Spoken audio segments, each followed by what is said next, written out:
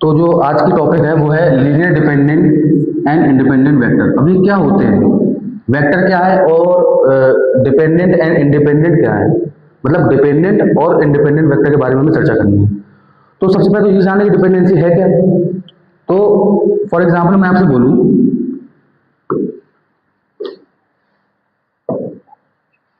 जैसे लिखा हुआ है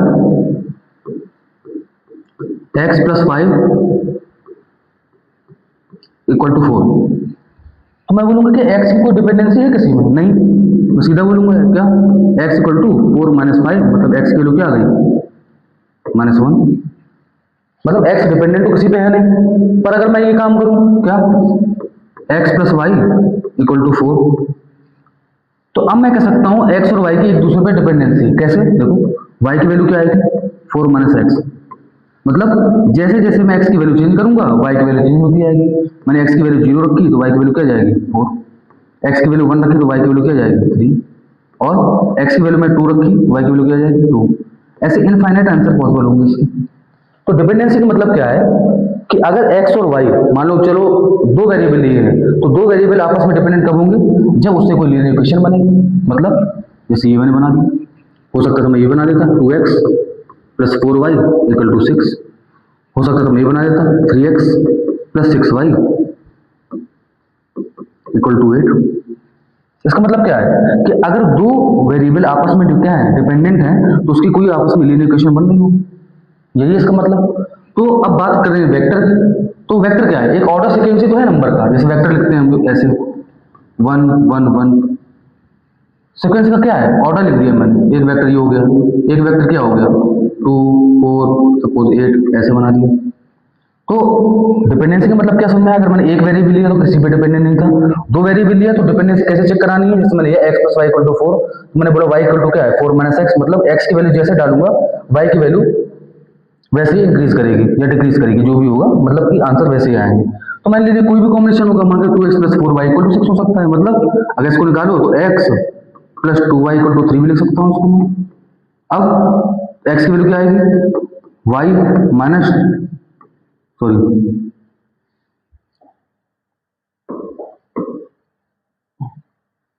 चलो इसे देखते हैं। तो x प्लस क्या आ गया 2y इक्वल टू 3, इसका मतलब क्या है, अगर मैं x की वैल्यू निकालूं तो आएगा 3 माइनस का 2y, इसका मतलब क्या, y की वैल्यू जैसे चेंज करूंगा x की वैल्यू चेंज होगी, मतलब क्या x y क्या है आपस में डिपेंडेंट है। तो डिपेंडेंसी कैसे भी हम चेक कर सकते हैं। तो अब वेक्टर की बात करते हैं, कोई एग्जांपल लेता हूं और क्वेश्चन डायरेक्ट इसको सॉल्व करता हूं, ठीक है।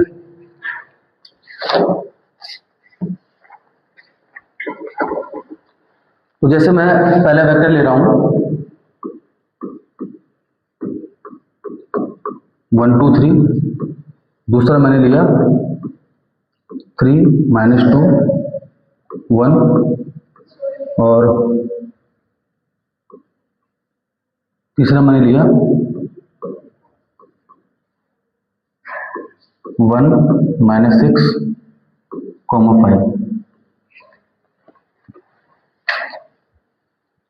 तो अगर मैं बोलूँ कि तीन वेक्टर हैं और मुझे चेक करना है कि ये लीनियर डिपेंडेंट है कि इंडिपेंडेंट है, तो मैं कह सकता हूँ ना, जैसे मैंने वेरिएबल की बात करी थी, यहाँ पे क्या है वेक्टर है, तो मैं बोलूँगा वेक्टर का कोई लीनियर कॉम्बिनेशन बनना चाहिए। मतलब कैसे, सपोज लैम्डा 1 x1 कुछ जैसे बना होगा, lambda 2 x2 plus lambda 3 x3 equal to क्या होगा 0, इस टाइप से कॉम्बिनेशन बना होगा। तो जाहिर सी बात है, अगर मैं बोलूँ डिपेंडेंट होंगे तो इस टाइप से कोई लीनियर कॉम्बिनेशन बनेगा। अगर मैं बोलूंगा ये इंडिपेंडेंट होंगे, तो क्या मैं कह सकता हूँ कि जो लैम्डा 1 लैम्डा 2 ये जो कांस्टेंट ये दिए गए हैं, इसके कोफिशिएंट दिए गए हैं, ये क्या होनी चाहिए 0 होनी चाहिए। जाहिर सी बात है, जैसे मैंने बोला कि x plus y equal to 4, तो देखो x के कोफिशिएंट क्या है 1 और y का कोफिशिएंट क्या है 1, इक्वल टू क्या आ रहा है 4, ऐड करने पे मतलब क्या है डिपेंडेंट है। अगर मैं कहूँ कि x y डिपेंडेंट नहीं हो तो इसके कोफिशिएंट क्या होने चाहिए 0 होने चाहिए। जाहिर सी बात है, तो मुझे ये चेक करके बताना है इसमें कि कैसे चेक करूंगा, अभी मैं आपको बताता हूँ। तो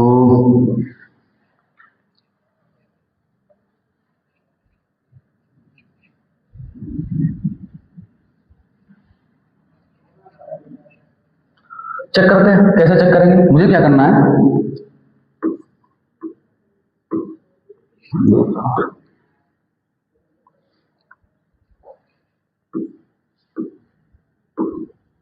lambda 1 x1 plus lambda 2 x2 plus lambda 3 x3 equal to क्या होगा 0। तो अब मुझे क्या करना है, अगर मुझे बताना है कि डिपेंडेंट है कि इंडिपेंडेंट, तो चेक करते हैं कैसे। लैम्डा 1 x1 की वैल्यू क्या है, x1 की 1 2 3, लैम्डा 2 की वैल्यू और x2 क्या है 3 माइनस 2 और 1, फिर क्या है लैम्डा 3, फिर क्या है 1 माइनस 6 और 5, यही है, लिख लिया। अब क्या करें, लैम्डा 1 इंटू 1, लैम्डा 1 आ गया, फिर यहाँ पे 3 लैम्डा 2, फिर यहाँ पे लैम्डा 3, ये कॉम्बिनेशन क्या हो जाएगा 0, क्योंकि बराबर क्या दिखाना था मुझको 0। फिर क्या करूं 2 लैम्डा 1 प्लस यहाँ पे माइनस का 2 लैम्डा 2, फिर यहाँ पे माइनस का 6, अल्फा ले लिया मैंने, लैम्डा बोल रहा हूँ उसको अल्फा। उसके बाद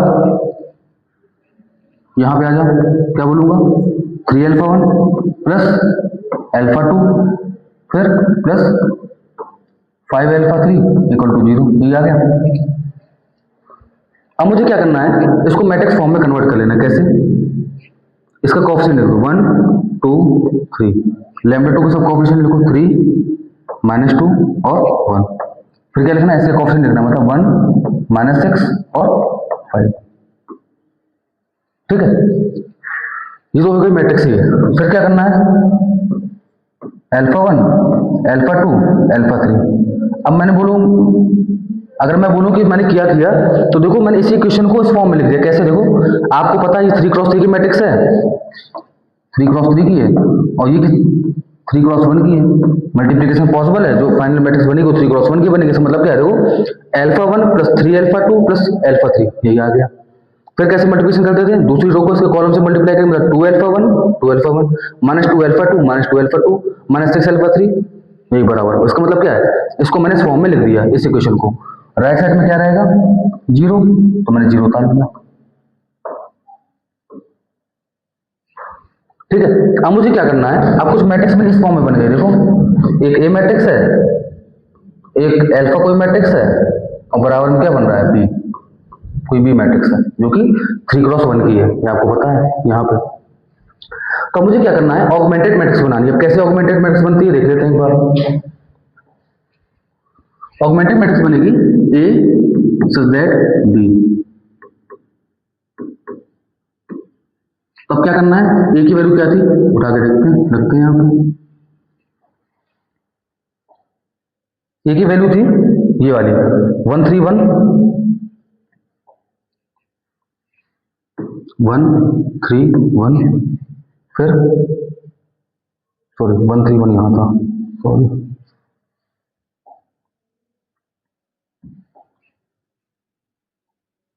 1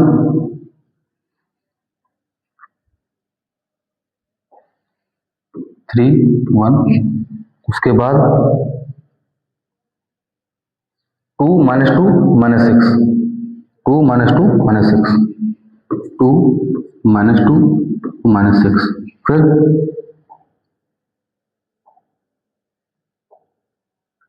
3 1 5 3 1 5, ये बना दिया। फिर क्या लगाना है,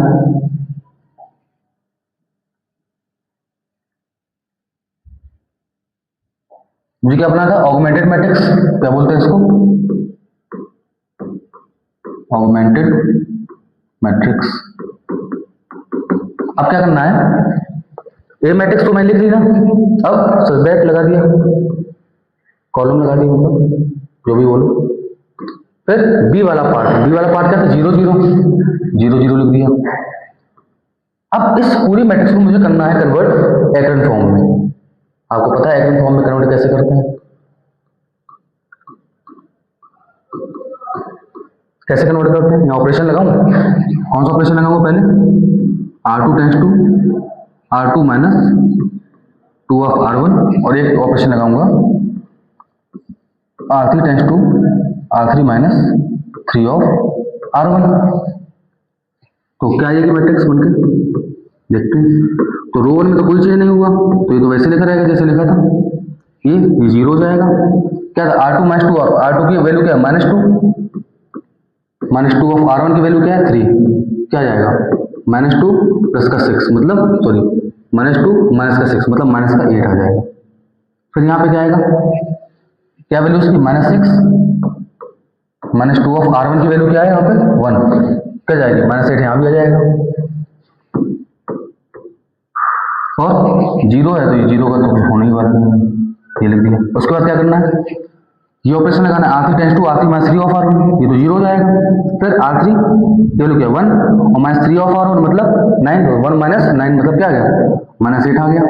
फिर क्या करना है R3 माइनस 3 ऑफ R1 यहाँ भी लगाऊंगा, तो R3 की वैल्यू क्या 5 माइनस 3 ऑफ R मतलब 5 माइनस 3 मतलब क्या आ जाएगा 2, फिर कॉलम यहाँ 0। अब क्या करते थे, पहले वाले एलिमेंट को उठा के नीचे वाले को 0 बना देते थे। अब क्या करेंगे, डायगोनल जाएंगे और इसकी हेल्प से नीचे वाले एलिमेंट को 0 बना देंगे। आपको पता है कि एक्शन फॉर्म में कन्वर्ट कैसे करना है।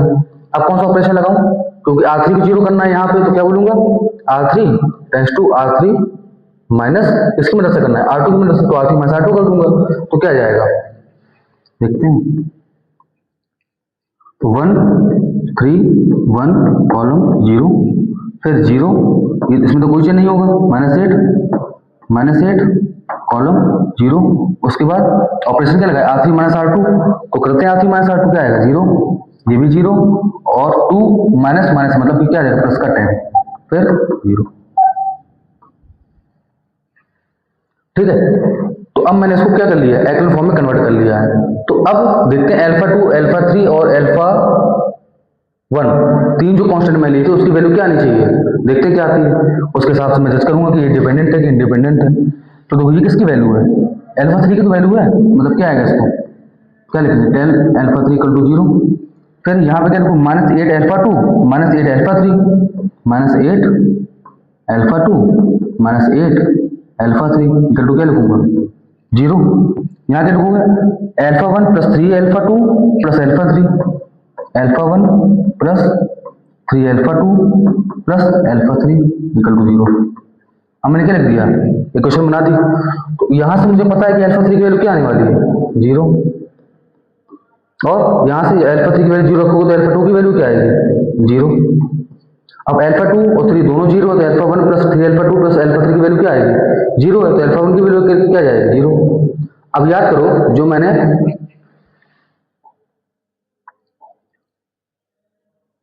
इक्वेशन बताई थी ये वाली, ये अब यहाँ पे α1 की वैल्यू 0 है, यहाँ भी 0 है, यहाँ भी 0 है। तो बताओ 0 = 0 कोई डिपेंडेंसी आई क्या, 0 = 0 कोई डिपेंडेंसी आई क्या, नहीं आई ना। इसका मतलब क्या है कि अगर कांस्टेंट जो आपने माने हैं α1 α2 या λ1 λ2 जो भी आपने माने, अगर ये सारे एक साथ क्या हो जाएंगे 0 हो जाएंगे, इसका मतलब क्या है कि डिपेंडेंट तो हो गई नहीं आपस में वेक्टर। इसका मतलब क्या है लीनियरली, क्या बोलूंगा इसको लीनियरली इंडिपेंडेंट। तो ये प्रूफ हो गया इंडिपेंडेंट वेक्टर है इंडिपेंडेंट, तो इंडिपेंडेंट वेक्टर है। क्यों, कैसे पता चला, क्योंकि λ1 λ2 λ1 λ3 की वैल्यू क्या थी आपस एक साथ 0 आ गई। ठीक है, तो ये पहला क्वेश्चन था। अब नेक्स्ट क्लास में फिर इसका एक नया क्वेश्चन करेंगे। ठीक है, थैंक यू।